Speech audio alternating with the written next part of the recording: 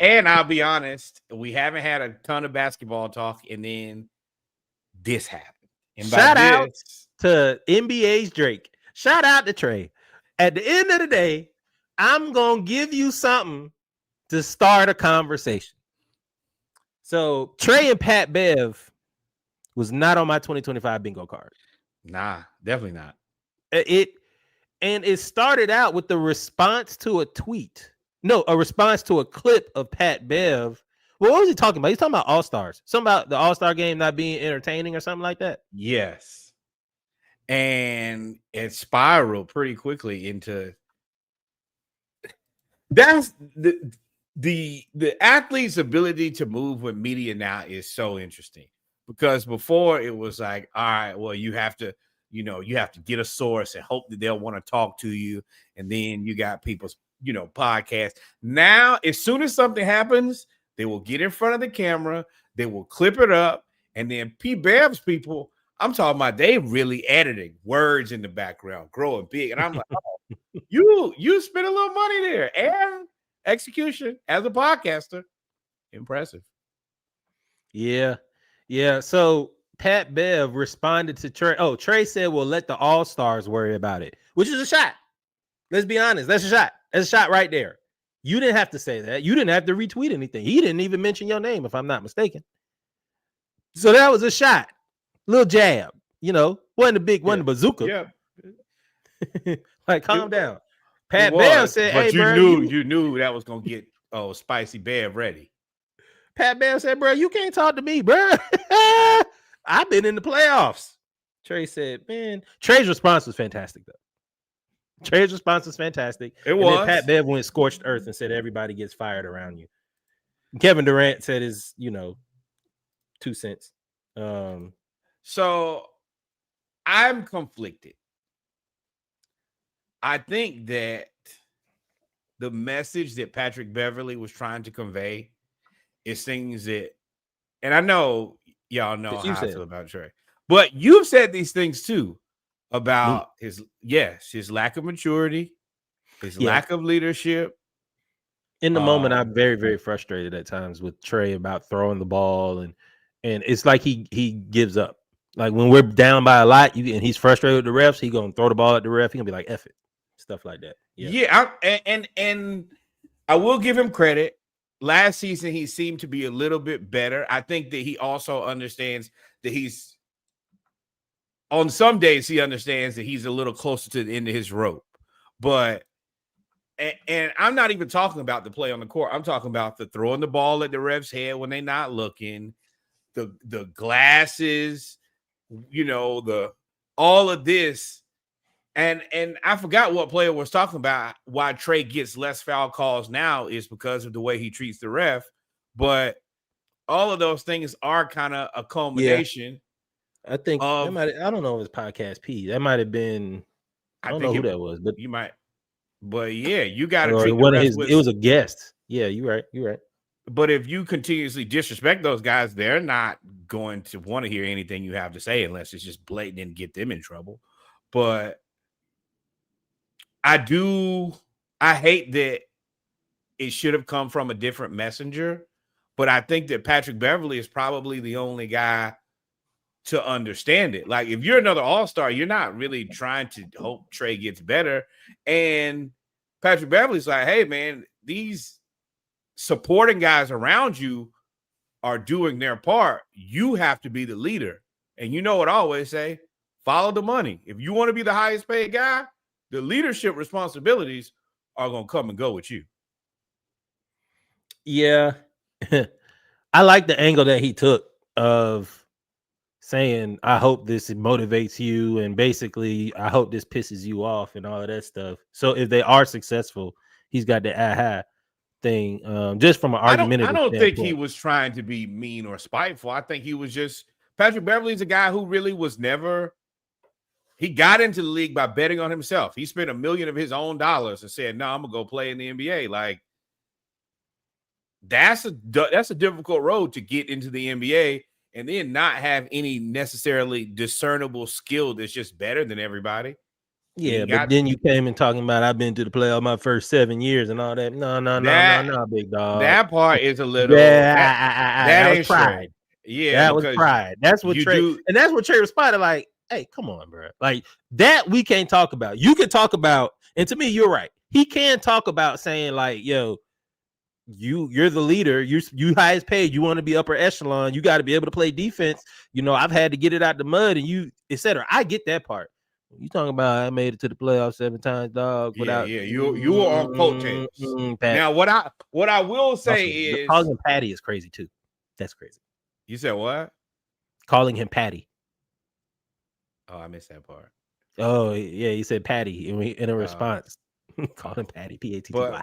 Yeah, my thing is, I mean, Pat Bev, you've had the ability. I mean, you're a role player, and you've been surrounded by really great players. Yeah, man. Stacey King can't talk to Charles Barkley, bro. But the thing about it is, for the most part, Pat Bev very much so understands his role as a role player, and I think he's and I think that he's been a good role. I think he's been an exception. Like once again, he ain't really got no great shot. He ain't big. He ain't fast. He ain't strong. And I mean, I think he's a good defender, but I think that's purely on will. I don't think that he's like a defensive savant. He just hustles real hard. But I mean, again, that don't change cool. You can be a greatest role player ever. That don't mean you could go talk trash to Charles Barkley. Maybe I'm wrong. You're right. No. There's definitely levels to this, but I think that him as a role player sees you're going to get a different opinion and view. And I mean, if you're a role player playing with Trey, you got to be looking around like, bro, I hope this ain't my time. I think from the standpoint of I've seen good leaders, he could say that. Problem with Pat Bev is but I mean, what good leadership has Pat Bev really seen? No. I think that Pat Beverly is typically credited the leader with being not necessarily the leader, but a good leader, good locker room guy, good veteran, set the example. And those are 3 different things.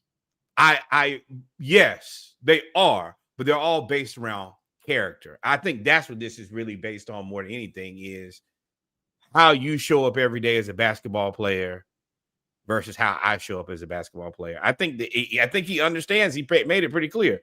Trey, you're a great basketball player. It's the same thing that we all say. You're a great basketball player. That's a setup. That's a in the context of what you said, you ain't trying to tell him he's a great basketball player. It's just a setup. Cop out. Say what you gonna say. Don't lube it up, Shauna. I know. I think that you can both pause. Yeah, big pause. I think you can both acknowledge. I think if you don't acknowledge he's a great player, then you're a hater. You look like hate. Yeah, if you just saying, "Oh, bro," you just no. Trae Young, I think, and I've said for at least the last 3 or 4 years, the best facilitator in the NBA. But all the other things, antics, and everybody around you getting moved around, I think has put you in a precarious space. And I mean, it's only because you're not winning. It's only because you're not winning. If Steph didn't win, they say the same thing. But Steph is the greatest shooter of all time, and they win.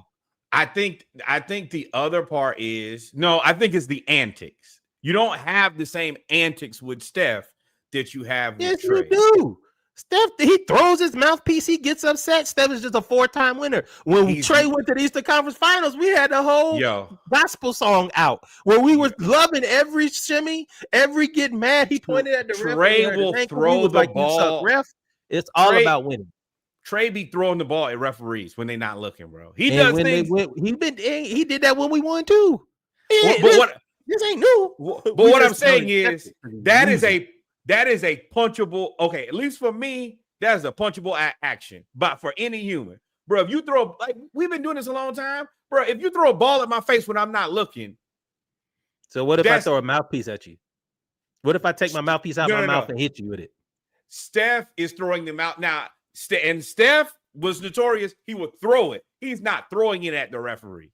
Or I've never seen that. I think there's a big difference in throwing a mouthpiece, and that's not what I'm saying. At least for me, the throwing the ball at the referee's head is a step above really anything. You could have really hurt that man had he not have fat. Like, could you really imagine if that man did put his hands up and Trey just bust him in his face?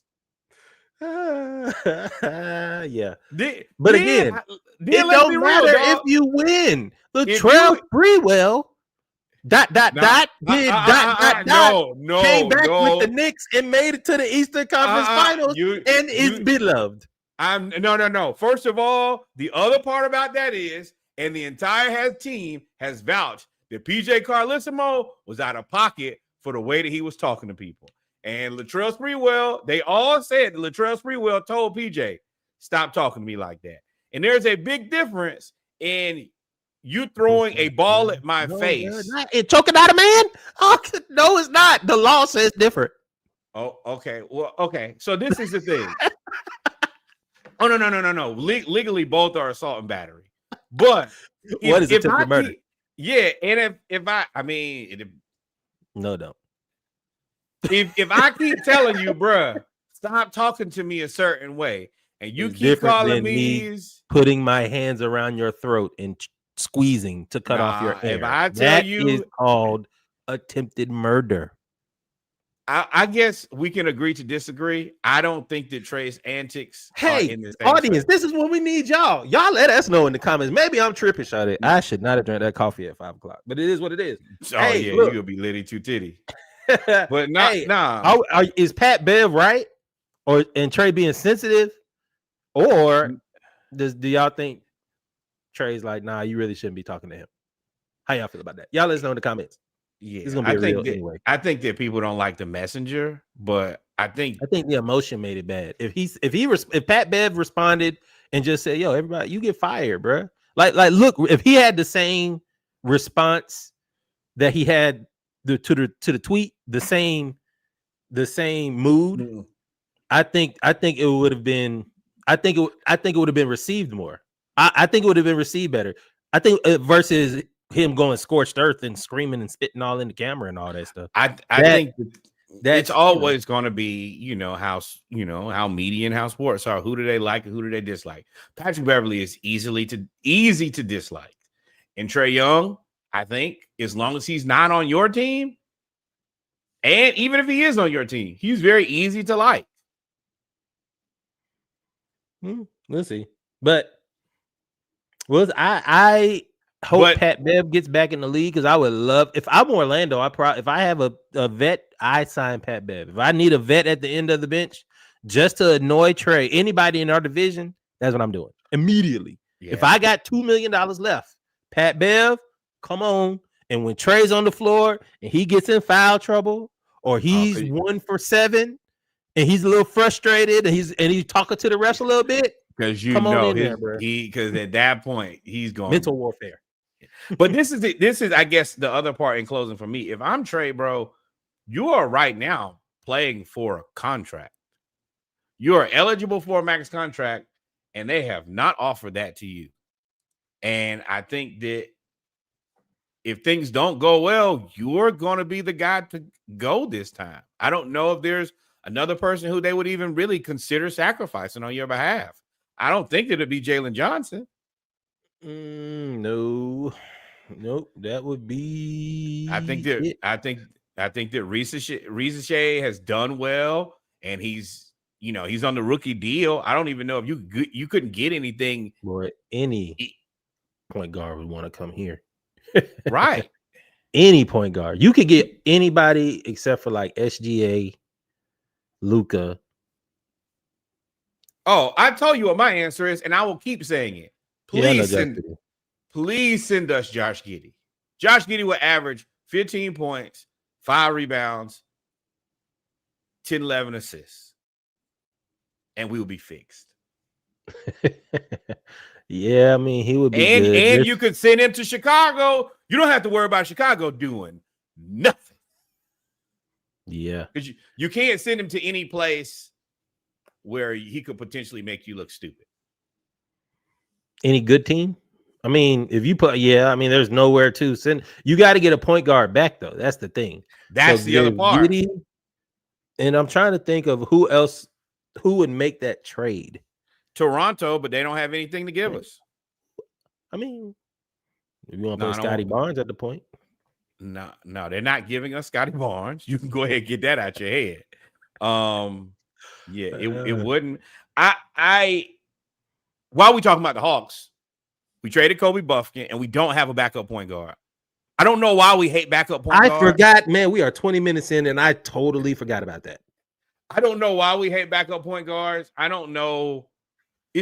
Every regime is no backup point guard. Every time.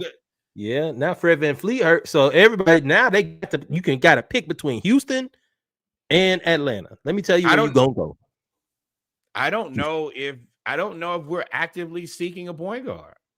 I think that they're gonna let Luke Kennard.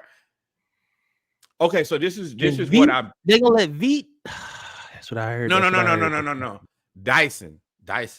There is a world. But go ahead.